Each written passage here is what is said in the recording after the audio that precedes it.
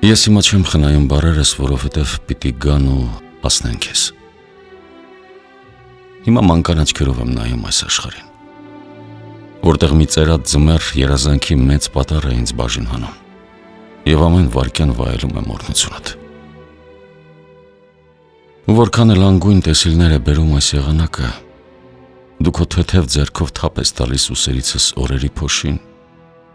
եւ երկրային հայացքովդ ժպտում տխրությանս։ Միայն ինձ է հայտնի, թե քանի գիշեր ես լուսացրել իմ օրերի շեմքին սպասուհու նման կանգնած, եւ քանի անգամ մտովի ուրվագծել ուշացող վերադարձս։ Գիտեմ նաեւ, որ թաքուն արտասվելու արվեստը ներսումդ ընկերացել ես անգամ ցավից դեռատի ու քաղաքավարի ժպիտովդ խաբել նրան։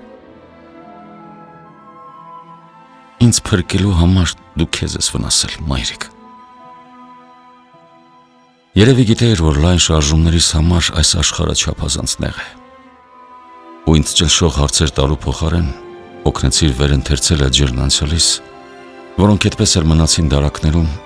հեռու մարդկային աչքից։ Հիմա ամեն բան այլ է։ Ժամանակները իմ կողքով են անցնում ու մութը սովորականից շուտ է ընկնում։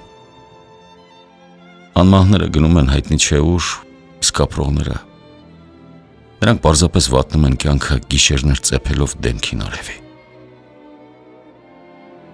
Լսում ես այս մրսած երգը։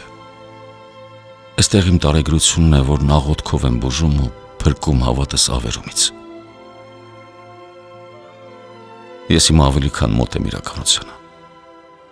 Ու քեզ գրկելու համար ինձ ձեռքերը հարկավոր չեն։ Էլ ոչինչ հարկավոր չէ։ Երանի քեզ, որ քեզ մոտ ես, մայրիկ։